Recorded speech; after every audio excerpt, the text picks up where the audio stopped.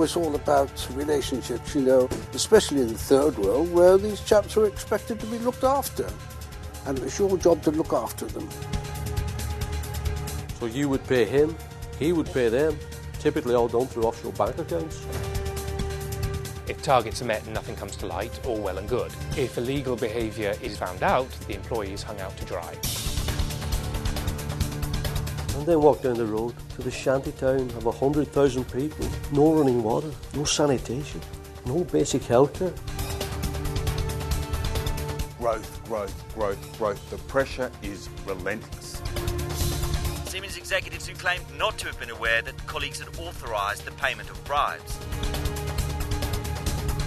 And I know I wasn't the only one who was thinking, how's this all going to play out in practice in Nigeria or Indonesia or Bizan? You expect to be charged, please? Brian! And I'm wearing a T-shirt saying zero tolerance.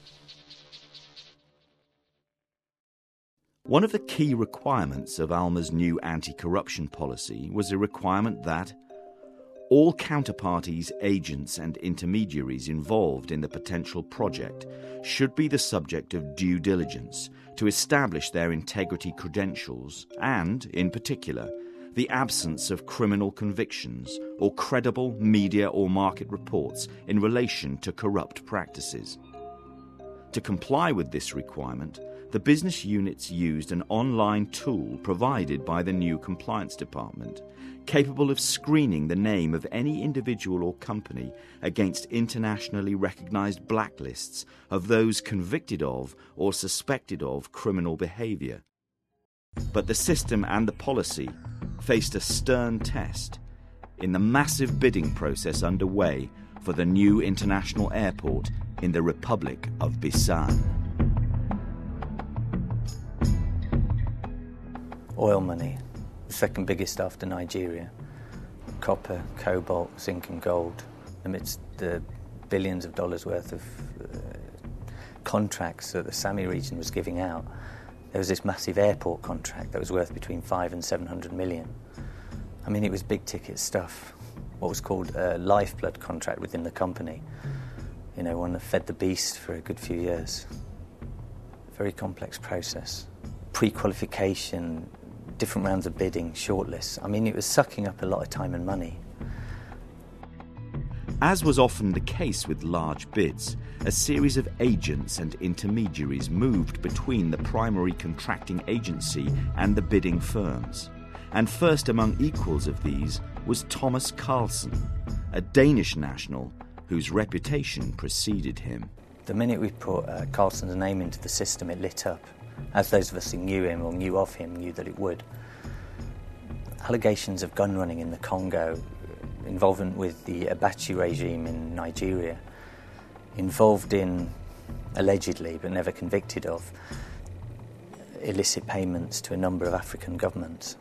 But it became clear that not only was it essential that we deal with him if we wanted to remain in the game, but also there was a good chance the contract was winnable. I discussed it with Alex Mulcahy, who immediately reported it to head office. When reporting anything sensitive of this nature, we were required to report it to the legal department. Marked legal, privileged and confidential. It was something to do with having the option not to disclose the document in court later on if it came to that.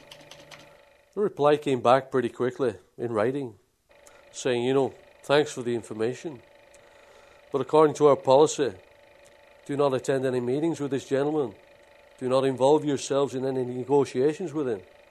And please provide us with a strategy to raise the issue with the Byzantine government and competitor companies.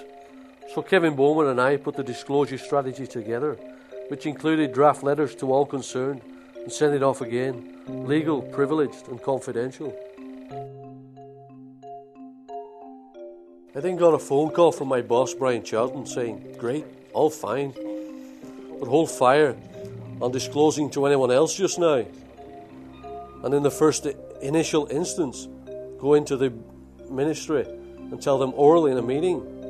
And I said, what about the letter? Shouldn't we be making some sort of record of this?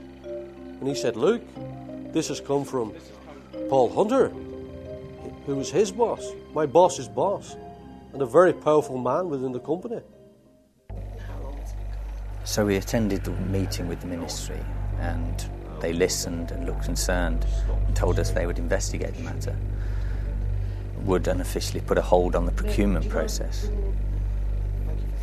Very quickly after that, it was within a matter of days, we were approached by a local lawyer, David and Kroner, who was the authorised officer for Port Beam Limited, offering effectively the same services that Coulson would have provided. We checked with the ministry, and they said indeed he was known to them and approved by them.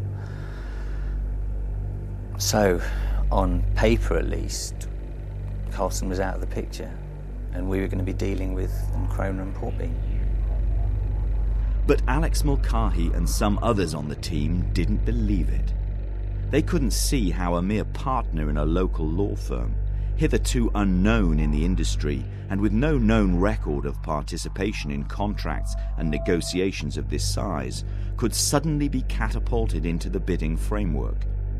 They were already familiar with the murky world of shell companies, offshore bank accounts and hidden agreements whereby individuals or companies would act as fronts for players who were prohibited from participation in a transaction. And Mulcahy smelt a rat. So he emailed his boss, Brian Charlton, in London. I sent this famous email outlining suspicions that Port Beam and Kroner were in fact Thomas Coulson by another name. And I then got this stinging phone call saying, why are you putting all this in writing?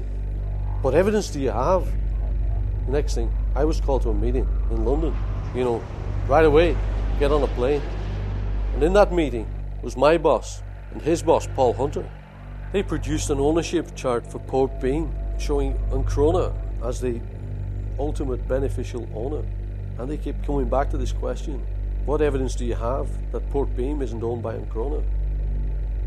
And I said, you're asking the wrong question. It isn't what evidence do I have that Port Beam isn't owned by Kroner. It's, do we have, or as a responsible company, could we get some evidence that it is controlled and owned by someone else? But it was obvious they had already made the decision to proceed. And I remember as the meeting closed, Hunter saying, don't bring me problems, bring me solutions. I called the compliance hotline and got an automated response to leave my number, your call is important to us, which I did not do. I then got a call from Kevin Bowman telling me that he'd been instructed to proceed direct by Brian Charlton. And what should he do? I knew that was it.